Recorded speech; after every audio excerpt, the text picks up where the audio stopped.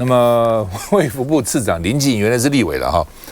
那刚才讲哈，他自己看病跑到急诊室哈，然后叫一般人不要去急诊室了哈。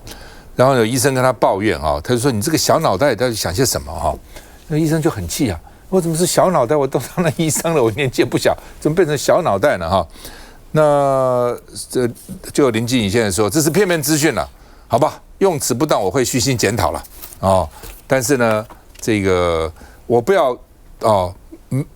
不应该没了解鸡凤文是谁就反应了哦。网络上骂我不知道你们是谁啊，我干嘛反应？不需要反应啊，哦，所以不需要反应，不需要给你们反应哦。那连卓荣泰都出来讲了，说谨言慎行才是负责嘛。你当了那么大的官哦，卫福部次长是很大的官了啊。那么除了讲这个啊，你这个小脑袋，他以前讲过很多话，譬如说他当立委的时候呢，人家选民抱怨说打电话你们都没有人接电话，哎，我的助理在厕所了哦。那另外呢，他说少子化问题好好解决嘛，晚10点以后全部限电，灯不要开，不准看电视，就生孩子了啊。然后呢，这个讲的也许不错了，但是问题是，你讲这话很奇怪嘛，对不对？你怎么能全面限电呢？啊，另外呢，要用那个塑胶管喝真奶啊，要禁止。我都用汤匙喝，我都不用塑料喝，就人家拍到照片，他就用塑胶管在喝真奶，在吸真奶啊。那因为真奶要吸比较过瘾嘛哈。那另外呢，说矿业法就一直在加葱，加到整锅都坏掉了。另外呢，说你们怎么叫大家不投国民党？很简单啊，跟这个父母说呢，你们啊这个再投国民党，我就不生小孩哦，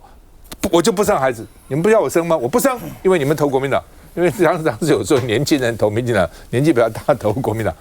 你要投国民党我就不生了啊。然后呢，这个说你们随支持统一就是叛国，中华民国哈，只是因为我们现在不能修宪，勉强用一下而已，这样能修宪就给他改了啊。那而且呢，这个你以为打疫苗是事后避孕药啊？你事先不戴口罩，打了疫苗也没用哦，就要戴口罩了。它的用意并不坏，就要你戴口罩，但这个例子都很奇怪嘛，什么事后避孕丸啊？那另外呢 ，BNT 当时疫苗不够，我们这1500万来了，到时候打都打不完了啦，抱怨不够，不够什么不够？然后呢，说台中治安不好，到台中参选要穿防弹衣哦，然后呢骂这个医生来跟他反映说，呵呵你的小脑袋，你这个骂人家，那你人家小脑袋你是大脑袋吗？我们看一下。台中新光3月气爆案，伤患涌入急诊救治，只是从春节到现在，急诊到处都是病患。卫福部次长林静怡就在网上喊话，把急诊资源留给重症病患。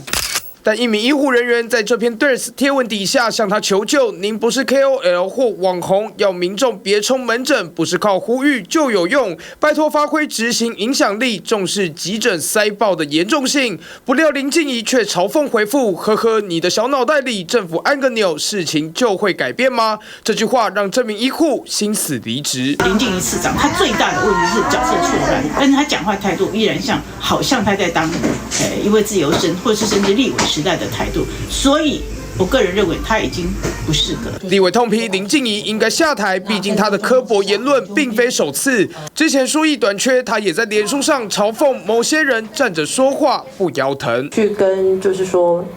不论是民众或者是网络上面跟人家做争吵这件事情，我会自己做一些检讨。而卫福部次长林静怡的小脑袋说法，无疑是火上浇油。卫福部长一早跑给媒体追，他说基层的医师是小脑袋，你觉得他的发言合适吗？不是，你觉得合适吗？这个要全面了解他的用词，要全面了解。那你觉得现在卫福部到底有没有跟基层站在一起啊？当然站在一起。那为什么绝对站在一起？那为什么林静怡会讲出这样子的话？林次长也对外表示检讨他的言行，我也同时要求所有的同政的同仁跟部会首长，一定要以国家为念，以人民为念，要谨言慎行。急诊拥塞无常难解，碰上政治失言，卫福部一个头两个大。因此，因为我觉得林静怡应该是背景很硬啊，因为我认为他这是很严重的失言哦。但是不管是邱泰源或者是卓荣泰，其实好像都不敢对他讲重话。连一句说要求他道歉都不敢讲，因为林静怡刚刚我们讲说什么，他当立委的时候有民众打电话去他办公室，然后他为什么会回说没人呐，自己在大便，意思是什么？谁理你呀？助理大便比较重要啦，谁管你们这些人？就是他就是会去呛选民。好，那他现在是卫福部次长，他呛的是谁呢？他呛的是基层的医师。基层医师不是去网络上跟他聊天呢，也不是去网络上故意去挑衅他，而是反映一个最真实的现在急诊室的状况。那现在急诊室真的就是非常严重啊！除了刚刚赵大哥列举那些问题之外，我还有看过有人是在地上被 CPR 的都有。其实如果去急诊室会看到很惨。那当基层的医护人员，不管是医师也好，护理师也好，遇到这个状况，当然是跟你卫福部反映啊，不然呢，就是跟你反映，你现在不仅是没有好好去帮人家解决问题，你还去呛人家，呛基层医师，所以那个基层医师就准备要走啦。那你不就是把这个问题雪上加霜吗？那现在卫福部他一直在带一个风向，就是说，哎呀，急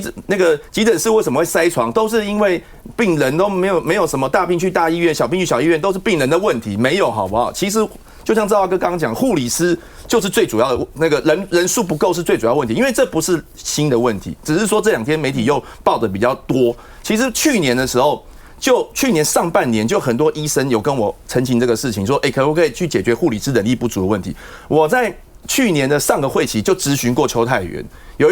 那一天就是也是急诊室塞床很严重，大概台大有100多个人，还有另外一个医学中心100多个人在等病床。那我就跟邱泰源讲说，我说这个状况很严重，他居然回我说，哎呀，台大医院的院长以前告诉我啦，在台大医院等病床是日常啊。我那时候听到我也吓一跳，我想说，那你要解决这个问题啊，这个有越来越严重这个是去年上半年的事情。然后后来我也是跟他说，我说很多医生是反映是护理师不够，那护理师不够为什么会跟这个急诊室塞床有关？因为有的医院，比如说500张病床，那他现在有规定说护病比嘛，就一个护理师一定要照顾多少病人，所以他很多是因为要维持那个护病比，所以床空在那边不能开啊。那你如果有充足的护理师的话，那你500张床就可以500张都可以开嘛，而不是说500张床有200张空在那边不能开。所以你解决护理师的问题，解决基层医疗人员的问题，也许你急诊室的塞床问题就可以疏解一些。结果你今天林静怡你去呛的是谁？你呛的是基层的医护人员呢？你呛这样子对吗？所以我认为这个是一个非常非常严重的失言，不仅是凸显他官威大，而且他没有把这个事情当一回事。那这个伤的其实不是只有医护人员心，造成医护人员出走，其实影响的是所有病人的医疗品质。从去年到今年，我们看不到任何他们提出来的方案，因为大官的心态就是如此。伟汉，不耐烦就不要当官啊，当官就不要怕烦。好，所以这个林静怡这个次长，他以前是立法委员，在当立法委员之前，他还是医师，他其实是比我们在座所有人都更了解这个话题的。为什么？因为他当医师，他当立委民代，他现在是官员。所以3个不同角色他都有经历，他怎么会不知道？可是他的个性就是比较冲，所以他会跟网友吵架。现在已经当官了，你要解决医护人员跟全国民众的问题，而不是就是骂我一句就好了。观众朋友，因为现在目前的问题这么严重，卫福部提出了3项：医学中心强化病床调度，刚刚元之讲的，所以现在是有很多床放在那边，然后没有人调度，所以大家在急诊室变成是挤来挤去的急诊室吗？不是，是开不了床了。那开不了床是为什么呢？用罄吗？全部用我们门诊有很多人。今天林静怡这个次长有讲，他说有70%都不是需要住这个病床的，所以你有什么办法？今天讲完，明天就要我们赶出院嘛？有人讲说不行啊，我这个对不对？我的家人，我的父母亲年纪大了，不能把他离开。所以第一个，加强医学中心的这个病床调度，怎么做 ？How？ 你怎么让他们离开？第二个，加强区域医院的联防机制。他意思是说，隔壁医院就有，你这边没有，调过去就好了。我们刚刚讲的例子，刚刚我才要补充，高雄卫生局说没有，就搞了半天是台南嘛，台南往高雄看没有，往这个大陆看，最后才去引领就成大的台南斗六分院嘛。好，所以我们现在的我们台湾的民众现在遇到的问题就是说，当我有问题的时候，我到医院去，我没有办法得到医疗的照护，我可能要转院，我可能要等病床，这个问题要被解决。好，那最关键的是什么？因为我们现在一直在讲分级医疗，长期说要分级医疗嘛，民众怎么样分级就医？3点当中的第3点，现在并不是没有分级就医，它是用钱去把你扣住。我们今天到一般的门诊，比如说我如果感冒了，我去耳鼻喉科隔壁的小儿科去看，大概150到200挂号费，领个药，如果没有特殊的给付，我就是这个钱。可是如果我到区域医院，或是到地区医院，或是到医学中心的话，比如说台大，我可能进去出来只是拿个药而已，我去急诊我要1000块以上啊。可是他们还是冲急诊室啊，为什么？小朋友发烧，长辈不舒服。我还是谨慎一点。所以大家会冲医学中心，并不是因为不知道钱比较贵，他就觉得这里最谨慎，如果不行就马上要住院的，可是住院等不到床。好，那回过头来，他最关键的问题在哪里？就是我们台湾的护理师现在目前看起来有18万啊，可是很多的医生都告诉我说那个是数字啦。很多人考到了护理师的这些相关的证照之后，他根本就不去真正职业，上班时间太长。那我去查了一下，我们现在台湾的护理师月薪大概就是4到5万一个月。那如果你做再加上一些加急，一年大概就70万，这个是真的哈，观众朋友。最近刚好我也不知道为什么这个话题了哈，有很多的这个念护校的，我一个朋友，他的女儿现在20几岁，刚刚护校毕业，他现在准备去美国当护理师，只需要经过考试就可以了，完全合法的。那他去那边，他只要考上了以后，他在美国当护理师，他一年可以200万元的台币起薪年薪，再做个2-3年可能到300万了。但我们台湾一年是多少？60-70万，而且那边工作不用那么累哦，不用值的班也比较松，所以我们这个问题才刚刚开始。如果这个问题没被解决的话，1年以后我们再谈这个话题，护理师更少，病床更开不了。那这次诺罗，我讲一个数据哈，2月2号到2月8号，卫福部有统计，一个礼拜诺罗30万人确诊。30万，所以平均一天大概有4万。那邱泰源部长讲说没有啦，我们因为最近急诊每天全台的急诊2万5，以前是1万8，所以表示一天多多少多7000。对不起，一天就光是诺罗就有4万了，急诊当然会爆满啊，而且不止急诊爆满，连那些耳鼻喉科医疗院所、门诊区域医院、地区都是满的，所以我们的护理师不够，所以病床开不了，这就是现在卫福部要去处理的问题。不仅是医学中心，像你讲的，我看我家附近的耳鼻喉科跟内科外面一堆人都是满的，都满到走廊这边排队啊。对，所以我感冒都不去看的了，就是买一点成药吃吃算了，鼻子不通吃点通鼻子药，咳嗽吃点咳嗽药。我光看那个诊所，不要说大医院，诊所那么多人，我都害怕进去啊，搞不好我小病进去变传染大病了，一堆人在那个地方啊，休息一下再回来。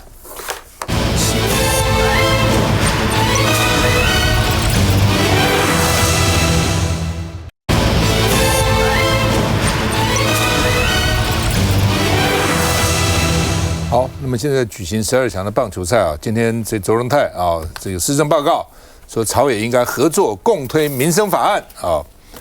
那另外呢，通常都会背阁行政院长报告了哈，国民党今天也背阁，不过只背阁了7分钟哦。以前我在立法院的时候，经常民进党是背阁1个上午，哦，甚至一整天不给你报告，好客气，能够下午让你报告，确实很客气了哈。那韩国瑜今天也说，哎呀，大家深呼吸一口气啊，等等。所以呢，只背阁了7分钟啊，然后国民党退场，然后呢，这个周文泰就报告了。好，到底啊，这个为什么要搞大罢免？周文泰说，人民有合法展现民意的权利。好，那另外呢，周文泰说呢，这个总预算到底要提不提复议啊？因为时间快到了，周文泰说要研究合法合宪的救济啊。其实提复议到立法院也是被否决了，但是至少它是一个过程。复议不成释宪啊等等之类的啊。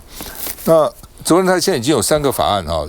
这个去年6月2号国会改革法案，今年的1月10号宪法诉讼法，今年2月11号公职人员选罢法都送来复议，结果呢都败了，因为他也知道一定败，但是呢还是要送啊。那另外呢，朱立伦突然一撂话，说要不分区，不要闹事哦。现在呢，这个罢免正在这个如火如荼的进行。你们不要激起这个仇恨值哦，不要自己好像你们不分区就不会被罢免，所以呢就闹事哦。那不要让个人的感受被绿营呢借机来炒作哦。所以蓝营的不分区立委要乖，听党的话哦。那当然就问他，你讲谁啊？哦，现在就几个人被点名，是不是他们？他说我没有特定指谁啊，一定有了，否则你讲这话干嘛呢？那会不会是翁小玲呢？翁小玲就说他很支持委员的提案，我虽然提很多案，他不讲我哦。到底怎么回事？我们看一下。生活出自家智库民调，朱一伦喊话补发1万元现金，超过66%民众支持，积极推动民生法案，也是迎战大罢免的策略之一。照民进党的讲法，蔡英文、苏贞昌也不顾财政，那这些钱是超收、多收、人民多缴的，当然应该要部分还钱于民。只是此刻或许也怕自己人扯后腿。前一天和立委们的闭门会议上，据悉朱立伦提到，对于大罢免，每个蓝委的压力都很大，但某些部分区立委却只顾着自己的感受，让外界有机会制造蓝营的负面新闻。没有选举的部分区立委不要闹事，因此呼吁部分区立委要注意，党内一定要团结一致。我应该正确的说，就是大家都应该同心协力的共推这些重要的民生法案。那我们都是从正面的角度，也不要有任何的负面的做法。听起来传言非空穴来风，那主席讲的 no 是不分区，会是他？朱主席有这么说吗？我想不分区的委员，我们总共有12、13位的委员，但是我想朱主席向来都非常支持我们每个委员的提案。我没有指任何特定的一位啊，我相信每一位都是要成为我们区域立委的助力啊，成为我们国民党的助力。另外，会中朱立伦不止点名不分区，还透露一个卷毛打电话给我，问媒体民调是真的假的，那就是头脑有问题，那就是100%的造谣，人家造的谣你也相信。而这卷毛又是哪一位当事人？暂无回应。朱立伦讲谁？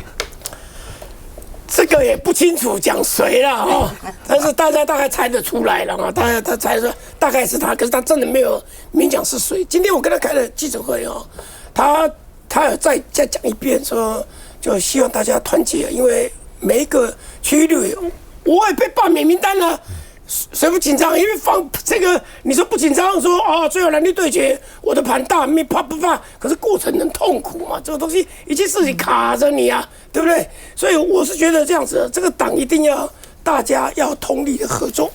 要搞这个民生，那就真的搞到底。所以他讲的，我在讲，他只是少讲了一句话，就有些委员，特别是不分区的委员，还要提非民生法案，就不要提了。他的意思是在这里的，我觉得第一点我要强调了。那么第二点，现在来讲的话，你会发现到说，哇，这个怎么会说有抄的，有这个，那不是凸显我们选办法修得很好吗？要附身份证啊，你就不会有零人口来了，死人在联署了。那为什么卓荣泰还要提复议？为什么他要提复议？就是莫名其妙嘛，这不是修得很好吗？我只能够想到一个解释嘛，就是这个谁啊，老柯他认为2028赖清德可能会连任，可是立法院还是没有办法过半，所以这个时候2028之后的2029还再用一次。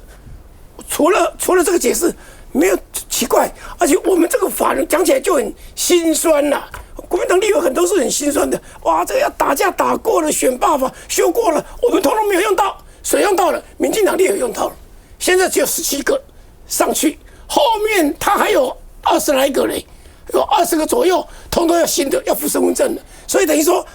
我们是共感很 Q 了，我们就是民进党罢国民党都已经提出来了，对，以后2阶也照着旧的，对，但是国民党罢民进党未来的，就现在这个通过以后，都要用新的法案，对，就是变成说我们是替他谋福利了，假如是福利的话，这个福利这2个字不太好，但是就是说。我们让这个制度更加健全，那受益者是民进党多数1半以上的立委受益的，他还要提复议耶，真的是莫名其妙嘛。好吧，民主党立委吴春成哈，他因为壮世代也引起一些争议了哈，那今天在总咨询的时候提出辞职，我看一下，我来立法院的任务完成了。哈利路亚！在壮处罚通过的那一刻，其实我已经考虑辞去立委，没想到爆发攻击，我必须留下来清理战场，承担责任。10天前，我已经跟本党的党主席及秘书长报告，正式辞去立法委员的职务。刚刚我向台湾民众党正式提出立委辞职书，并依规定向立法院秘书处递出的辞职的文书，我表明了一个决定：辞去立委，做传教士。壮世代属于全民，美好的一仗我已打过了。谢谢大家，祝福大家天佑台湾，珍重再见。按照立法院呢议会的规定哈，辞职书送到秘书处就生效了，对，没有什么批不批的哈，因为立法委员也不是院长或是议长的部属哈，送到就生效哈。来，晚会到底怎么回事？我觉得这个春成委员哦，其实他当时来参加不分区海选的时候，其实他对党这边的表明，就是他对壮世代这件事情，他一直希望来做相关的推动。那壮世代指的是55岁以上的这个我们台湾的这个民众哦。那希望在这个部分呢，大家对这个不管是社会也好，或者是在一些更多的社会参与上面，都可以来做更多的一个投入哦，不要就是进入了这种退休的一个状态。但是当时在做这个壮促法的时候呢，其实包含像民进党或者是国民党这边，其实大家都有共同的讨论哦。那民进党这边还是吴思瑶出来一条一条跟着这个队的哈。但是昨天看起来，民进党这边也开了一个记者会，就想要来针对这个吴春成委员这相关的过去的一些他公司的一些标案来进行相关的攻击。那我所知道，其实在这个吴春成委员，其实在10天前吧，他其实就有在广播上有特别提到，其实他真的觉得不如归去了哈。那我觉得民众党从去年开始，在这个柯文哲前主席的这样子的一个司法案件里面，其实我觉得我们真的走得很辛苦哦。那这个好不容易在这个黄国昌主席当选之后，我觉得就是一切有渐渐稳下来。那我觉得吴春成委员在这个时候，他觉得他自己已经完成了他自己在这个相关法令的这个推动之后，他想要回到民间，我想党这边对他的这个决定都是予以尊重了。你怎么看？我觉得这2题刚好是同一题，这就是政治。你看他吴春成委员讲10天前，你去算黄国昌当选嘛，2月15号啊。所以黄国昌，因为这段期间我也访问黄国昌，我也问到吴春成这一题。那党主席的态度就是，在壮世代的这个相关法案在这个立法院的投票的时候，蓝绿白大家都同意了，你怎么现在抓着吴春成打呢？那当时同意的民进党立委，你们要不要出来跟大家说明一下？他并没有责难自己的同志。也没有要吴春成去辞，给足了他的面子以后，他自己跟大家讲说：“我早就说要离开了，也解决这个问题，拆弹。政治就是这样，好，党给他温暖啊，他也愿意走，大家没有撕破脸啊，应该是这样。那至于刚前面那一题也是嘛，现在党在做什么？其实大家可以上去查啦，我就不要秀图了，因为他讲谁很清楚。因为2月17号的时候，朱主席就曾经被问到，有一个国民党的不分区立委那天推说我们要再修选罢法，可是当天是朱立伦主席，大家有注意到一个新闻吗？本会期都是民生法案，就是那个记者会，他才刚讲完以后，旁边又要说，他要那个不分区的那个立委要修的不是什么+1哦，他是说不到1年不可以有任何动作，满1年就可以开始联署了。这看起来大家也觉得还好嘛，可是他就没有意识到现在整个党的氛围是什么。像要民生法案的你就不要去推，所以他当下就讲说那是委员个别意见。所以这个其实很清楚的在讲，就是不分区立委要跟着党中央，因为不分区立委是党提名的嘛，你要跟着党中央的政策走，要帮党辩护，或者是党要的东西，你要加入宣传，你不要自己走自己的路，这点是很重要的。第二个，我想这是政治嘛，今年毕竟是要选党主席，党主席是朱立伦，他要让不分区立委知道一下，我是党主席啊，所有不分区立委看一下党中央的方向，跟着党中央走，我觉得朱立伦也有这个意思啊。休息一下再回来。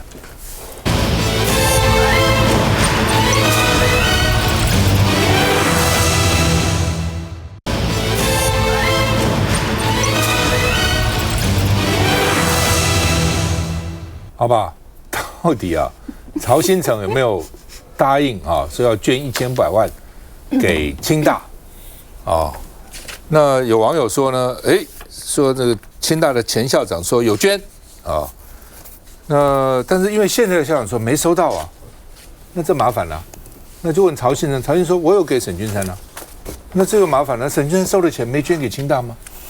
到底有没有不知道，沈君山已经过世了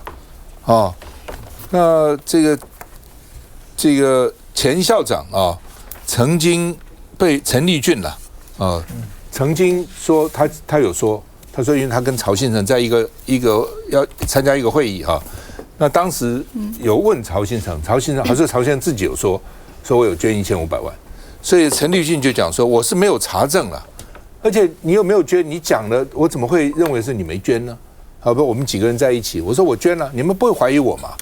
对不对？一句曹先生怎么会怀疑他呢？他那么有钱，所以他既然说有捐，那就有捐嘛。所以呢，他就在演讲说感谢他捐了给清大，就是这样子。但他也没去查，说到底钱进了清大没有。那今天就用陈立俊说，因为他说过捐了，都有记录所以曹先生是捐了，这是曹新成的支持者这样说了。那记者就会来问陈立俊呢，所以你当初为什么说曹先生捐？这有捐吗？所以你说我当时没有查，他说他捐了，我就认为他是捐了但是清大现在去查说没有收到那清大也很无辜现在被卷到这里面来，对不对？清大也不愿意，清大就很低调，说我们确实没收到因为今天如果收到，那钱到谁那边去呢？谁收的呢？对不对？你不是吞掉这个钱吗？那曹先生讲法说，我把支票给沈君山，哇，这太麻烦了，死无对证沈君山真的死无对证那到底怎么办？那所以国民党就有议员啦说，哦，曹先生很狡猾，对不对？现在真相已经在九泉之下了，埋在地里面了。你把沈君山怎样问他，到底支票给你了吗？那你支票到哪里去了？哦，所以呢，这个很麻烦哦。那但是清大是没有啊，所以翁小玲就批曹新成说，你不要推给过世的沈君山嘛，因为清大昨天就讲一次没收到，今天这样讲后又说我真的没收到曹新成1500万，整个记录清大的这个账目很清楚，没有收到嘛，哦，那所以联合报的快评就说，这一下欠了30年了，对不对？那为什么老曹不提告呢？民进党急得要死，要替老曹辩护，老曹不是很喜欢告人吗？你就告啊！谁这样翁小玲乱讲，你告他啊？那当时为什么是沈君山跟曹新成下围棋啦？啊，说呢输一子1万美金啦，就输了50子。沈君山是很厉害，沈君山原来是国手的，后来当了清大校长后又变业余了啊。沈君山后来又当了政务委员了啊。他当政务委员的时候，我是立委，他有一次就从那个官员席走到我面前来讲，那时候还有老立委哦，他说你看这些老立委。他说里面有多少当年是跟日本人对抗啊、斗争啊，甚至被拷打哦，当年都是功绩显赫才被选上立委，现在被朱高正什么民进党现在追杀，这立法院追着跑，哎呀，他说政治真没意思。我们学术界不一样，那我们学术只要有过贡献，比如拿过诺贝尔奖金的，就算以后没有贡献了，大家还是尊敬他，因为就是你在学术上曾经有地位，大家一辈子尊敬你。政治不是这样。当时尊敬你啊，之后要追打你啊，哦，那时候他当政务员，还从他位上走下来跟我讲啊，那这个曹新成说呢，这个要悬赏1000万，说到底啊，我那个照片啊是谁在后面搞的？哦，说呢后面就是中共国安部，那这个王宏威说，那你去跟国安局检举啊，啊，所以邱成说，既然曹新成说有中国介入罢免，我要全力查处境外的势力。我们看一下，虽是模糊满满岁月感的照片，但仔细看还是能看出正在下围棋的是联电创办人曹新成，对手是前清大校长沈君山，时间30年前。曹新成董事长那时候很豪气的说，那就下棋，然后如果说是他输一子要捐1万美金，输了50目那就要捐1500万的台币。围棋一子1万美，曹董出手阔气，还是为了学校乐捐，本该是企业家善举，但转眼30年过去，人格是信用破产的。曹新成应该是在说他自己吧？现在有大陆女友的，还有在大陆长期做古董生意的人是谁？就是他自己啊。身为清大校友的翁小玲把往事重提，说看不下去曹新成连捐款都能说说而已。曹新成脸书回应说，翁小玲是秀逗，要破坏他的名声。若有人能向刑事局或调查局提供中共国安部在台阴谋活动线索，愿意提供1000万台币奖金。但清大校方证实了没收到曹董口头承诺输1目捐1万美的捐款。而近期曹新成除了捐款爽约扯对岸，私密照流出事件，也再批是中共给谢寒冰。这要什么鬼证据啊？我好歹还拿出照片来证明你跟中国大陆的人确实相关。学长一样，我可不可以自首？我来领这1000万，拜托，都做到大老板了，哎，我真的觉得他的危机处理真的是非常非常的糟糕。说曹董要开告求偿1亿，到现在也没下文。而曹董再把矛头指向中共国安部，照片事件是部分变造后转交谢寒冰，这消息是美国有人告诉他。曹董领衔大罢免，出钱出力，诸多发言，绿营多半是公开力挺，但随着爆出更多争议，似乎连他只是一介公民都很难开口大声挺。这个曹新成大家已经看得出来，他的立场不仅是多变变。现在这个跟沈君山校长这个事件呢，他仿佛已经变成所谓的喇叭城就是你到底有没有捐款呢？他就说啊，这个我已经交给沈君山，你就推给一个死无对证过世的沈君山校长。所以刚刚赵大哥讲的说，沈君山校长说的这个一辈子的尊敬，其实在曹新成的眼里简直就是一文不值。而且昨天呢，我跟这个翁小玲委员同台他说他们在对弈的时候呢，其实沈君山本来是说这个一幕呢是1万新台币，反而是曹兴诚就说没有，我这个应该是1万美金，所以大家才传为美谈。没想到闹到现在，翁小玲委员后来知道说，其实根本没有捐啊，然后他在想说他到底要什么时间点把这样子的事情讲出来，结果讲出来之后才发现，哇，曹兴诚不只是有这个兵哥谢寒冰这个爆料的事件，还有这种所谓的喇叭城说谎的事件。那既然曹兴诚就说你是一个支票，那支票应该有金流啊，所以现在这个金流到底怎么查出来？我是建议啦，曹兴诚先生，如果你拿不出来这个所谓的支票啊，拿不出来所谓的证据啊，那大家都说你没有捐，那不如呢你拿出一个 Excel 档上面就记载着1500小沈，那这样子所有的民进党的支持者就一定会相信。那我也奉劝呢，这个民进党的朋友一定要小心曹兴诚曹董因为他到处夸海口啊，一下子说我捐给这个清华大学1500万，然后电影《零日攻击》我出资2000万，然后又悬赏1000万，说要抓谢寒冰幕后的推手，然后又说这个黑熊学院呢，他这个出资1亿元。可能都是假的从以前到现在可能全部都是假的。所以绿营的朋友，如果未来这个曹兴诚就说你这个选举我会抖内你啊，我这个会怎么样啊，出资啊，我会 support 你啊，大家完全不要相信曹兴诚的话像我们现在看这个世界棒球经典赛如火如荼我们大家都在看这个张育成里面一个棒球选手我们都讲说绝对忠诚张育成，但是呢赖清德还有这个青鸟呢，他们反而支持的是绝对忠诚曹兴诚。民进党的朋友真的要注意了。我是觉得这样了就是说曹兴诚当时有没有捐，真的现在死无对证了，不知道了曹兴诚这么有钱，再捐一次就是了嘛。对，不拿不出来就捐到1500万，什么了不起啊？1500万、1亿5000万他都捐得出来，何况1500万也是美事一桩嘛来，暐瀚怎么看？到底怎么回事？你知道吗？这个因为时间是在1996年，所以很多观众朋友，如果你现在年纪稍微轻一点的话，你根本没有经历那我跟大家讲因为我们都不是当事人，真的很难去论断。我看到大家吵这事情吵很多，但是呢，今天有一个新的讯息出来了，观众朋友，因为他们对弈是在1995年的10月，那对弈就是一子1万元，后来知道是美金嘛。那可是观众朋友有没有知道，美金跟台币它在汇兑的时候会有，它到底要汇兑多少？所以在中间隔了半年多以后，因为清华的校庆是5月5号有一个活动的时候，他这个沈君山校长又跟曹建仁去讲，我现在给大家调一个报纸出来他是说当时已经把钱用在严晃彻通俗科学讲座。好，来给大家看一下这是在这个第2年1996年的5月5号隔天的5月6号的报纸，这个也无法证明确实有，但是当时的报纸对吧？就是刚刚我们讲有一个之前校长感谢函也不能当证据，我现在给大家看这个也不能当证据，但这个是在1996年的5月5号的隔天5月6号的报纸《联合报》这里面写到说，这些钱有一些就拿去刚刚讲的通俗科学讲座去用了。那沈君山校长已经不在了，我今天讲这些东西都无法来证明当年的状况。那刚刚主持人讲的其实是一个方法，你嫌1500找不到，直接就捐2000也是可以，加利息都没关系。对，但是因为为什么大家一直讨论这些事情，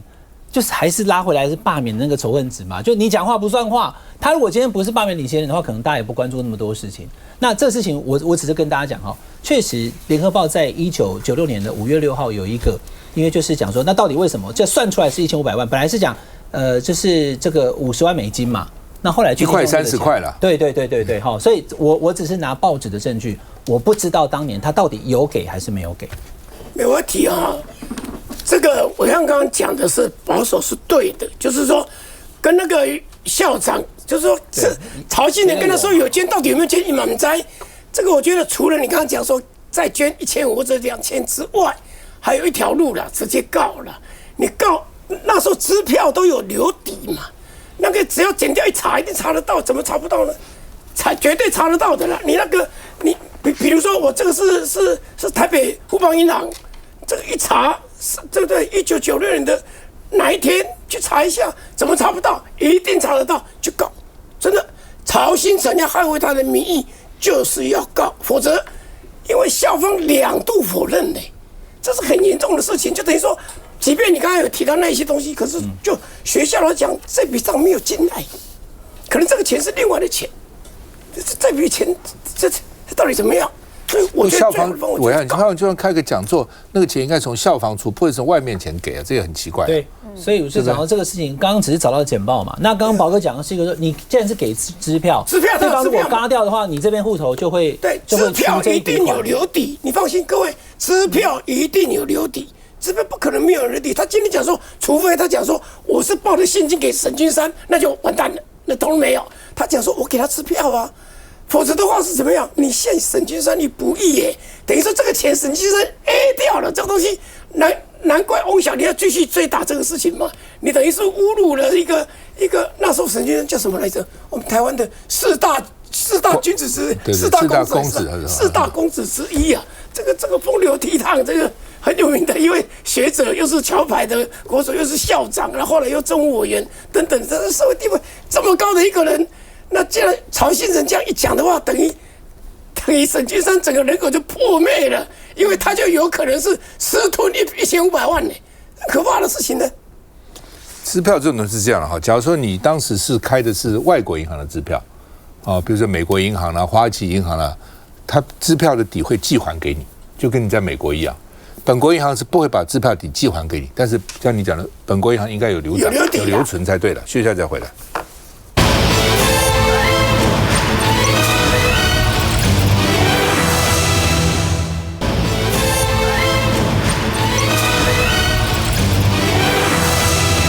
好，那镜周刊它有一个独家画面哈，其实这个消息昨天就有了，就传出来了哈。那说在新竹棒球场外野地区开挖了这么久了哈，然后呢说看见工程废土堆如山丘，到台湾现在堆废土还要给钱的，比如我这个建筑废土，因为建管处都要求你告诉我你这个废土堆在哪里，什么卫星照相什么，弄了半天也可以作假。哦，那我想建管处绝对不允许堆在棒球场外面嘛。但是呢，你废土去哪里呢？所以很多地方都要给钱才能够堆这个废土。所以换句话说，我做一个工程，我有编的预算12亿，然后呢废土还可以堆在这个地方，到底搞什么？哦，那所以呢，这个废土里面有大量的混凝土石块，你看里面什么都有哈。然后呢，塑胶制品啊、废电线啊、红砖啊，都是营造的废弃物了。哦，比如要整修房子啊，房子拆掉以后丢哪里去呢？丢在这个地方。哦，你看这里面什么都有哈。那在棒球场很危险啊，万一哪一天跑出来这个选手要去接球，有可能都摔倒哈，可能会碰伤嘛哈。所以新竹地检说啊，有这种事情我要查了啊。民众党就说12亿花了12亿，变成一个垃圾场一样啊，等等哈。那另外呢，蓝营的议员要求检调要彻查，到底怎么会废弃物堆积如山，在搞什么鬼啊？怎么回事哈？现在议员也跑出来了，说呢，12亿的公帑不泡水吗？哦，怎么搞了个大秘宝出土了？怎么会这样子呢？啊，那现在呢，林智坚前市长的网这个脸书上呢，也都网友来说，你出来面对啊，讲清楚到底怎么回事啊？我们看一下。好几瓶保特瓶堆在一起，还有塑胶制品以及网纱等垃圾，甚至还有一长条废弃电线跟红砖，都是从球场地底下被挖出来。新竹棒球场真的挖出大秘宝了吗？就挖这一点点，就只有这一点点，才挖2个洞，就挖出这么多垃圾，这么大一片的一个面积，如果挖完，大家可以猜一下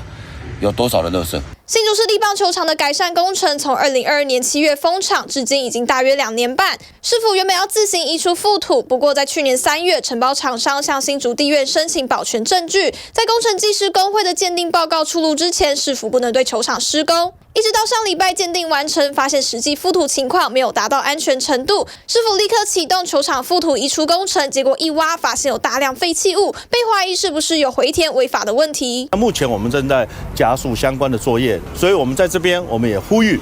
检调跟我们的监察院要能够尽速厘清相关的真相。检方强调，棒球场开挖出废弃物，涉嫌违反废弃物清理法，已经分案侦办。检察官也会同相关单位到场会勘，厘清是否有违法行为。名字。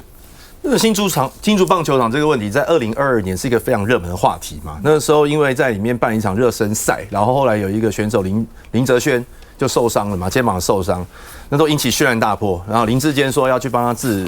治疗肩膀，还被网友酸说叫林智坚肩膀的肩，都大家非常生气，就是我们那么喜欢棒球，结果你棒球场盖这么烂，而且当时包括蔡英文总统、蔡其昌会长林志坚，还有那时候要选新竹市的市长，民进党提名的沈慧虹全部去剪彩，结果是这样的球场。然后高虹安也是讲说如果当选市长要把这个大秘宝挖出来，然后选了市长，结果拖了非常久。我看到这个中间呢，有一些民进党的人跑出来护航啊，就是说那大秘宝在哪里？查了半天在哪里呢？今天挖出来了。那至于说为什么查这么久，是因为厂商有去法院申请一个什么保全证据，还是假处分什么之类的，是因为那个告一段落，所以才能够开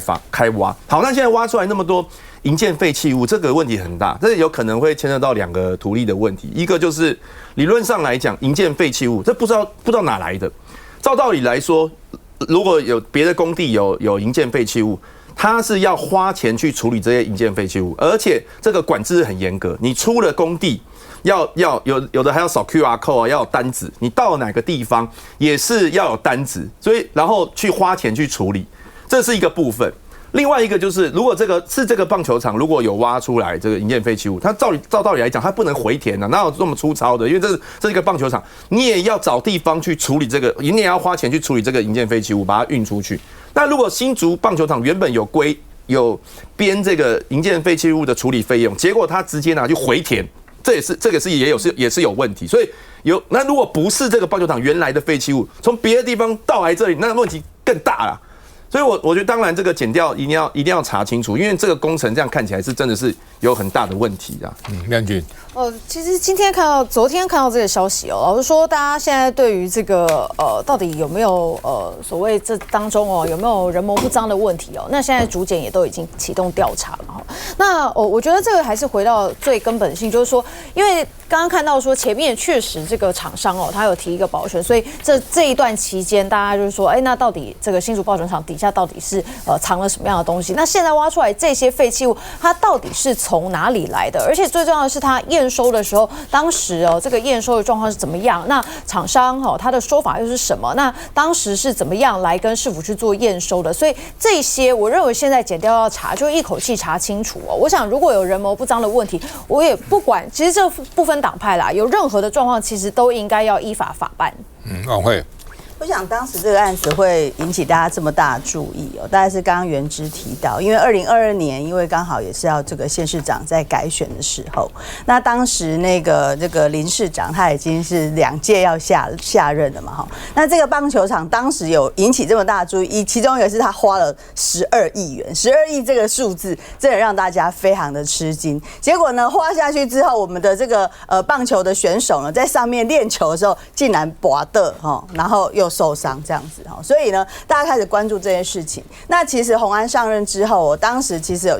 有带国外的这个技师去勘察的时候，其实就有发现过那个废电线。如果大家去找之前的新闻，大家都看得到。那这一次为什么？所以刚刚有提到，就是说厂商当然有申请所谓的这个保全证据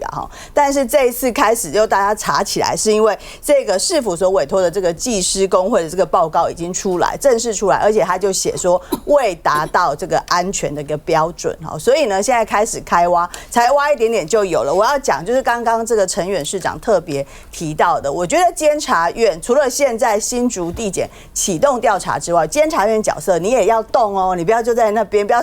再说你没有业务费，好不好？这个事情当时是什么样子的厂商，什么样的过程，什么样的一个市府的一个程序，到底有没有什么样子的一个渎职的行为，我觉得都要查清楚。这个之前大家又说林志坚他的这个任内建设多好然后多厉害新竹市政府多强但是一切呢，大概都是因为林志坚就是这个柯建铭的子弟兵，所以这个蔡英文总统可以给他非常非常多的一个建设经费。这个就的确跟这个新北市我们侯友宜市长其实差蛮多的那个新竹跟新北差一个字差这么多，那你可以看得出来，就是当初爆发这样子的事情呢，还有非常多的民进党的新竹市议员来帮忙林志坚洗地像这个刘康燕议员还说，这个实际上这个土壤根本没有埋大量的废弃物然后一直要去阻挡新竹市政府，就高虹安那个时候去送鉴定或者开挖，那现在结果出来了，果然有问题。那所以请问一下，这个民进党这个部分要不要道歉那另外的是说，像刚刚元之讲的，就是你那个相关的一些经费，你是不是要查清楚？不只是这个检调，还包含了这个监察院应该都要查清楚，因为高达12亿这样的经费，这是一个可能的一个贪污的案件，所以不只是监察院，然后不只是检调都要来查清楚。那更何况当初民进党还说这个检测公司啊，是不是这个有什么挂钩啊，跟高虹安有什么挂钩啊？但据说这个当初高虹安市长找的这个厂商呢，是棒球圈非常知名的这个汉创运动行销公司，也就是这一次获得大联盟认可去承办世界棒球经典赛的这样子的公司哈。所以请问一下，现在检调都查出来这样的事情了，那这个民进党的方面是不是也要稍微表态一下，而不要只是说我们爱棒球啊，支持棒球啊？那你自己的党籍市长任内盖的棒球场，你是不是也应该要负点责任？这个案子啊，是前瞻计划出的钱，他原来预算3.5亿，后来一路追加到12亿，而且还没有完工哦，他马上就开打了，因为要他那时候准备选桃园市长嘛，所以开始要创造他的业绩，而且蔡英文来帮他站台，这个大家都历历在目啊。后来就发现出了一些问题啊，所以才有后面这样子也开始检查。我觉得大家看法都一样了。我觉得这是一个公安的事件，就少掉一些政治斗争、政治的角度，回到他的一个公安里面的角度去看这个事情，到底 SOP 有没有 follow SOP， 非常的重要。否则的话，选手在那里练，大家会怕怕的啦。来回看，到现在为止，新竹还不能够打棒球。新竹人其实是因为消费力其实特别高啊，那边有科学园区，所以新竹球场很多人期待，但至少不用跑到台东、跑到桃园或到台北。结果这个球场就这样子封了2-3年。那重点还在于我们台湾这么的球迷喜欢看棒球，又这么的希望棒球能赢，希望今天晚上能赢西班牙了啊。那你怎么会让球员扑下去的时候会受伤？你怎么会用废土去填？几乎可以确定台湾除了那个球场以外没有，不只是废土，里面还有其他乱七八糟。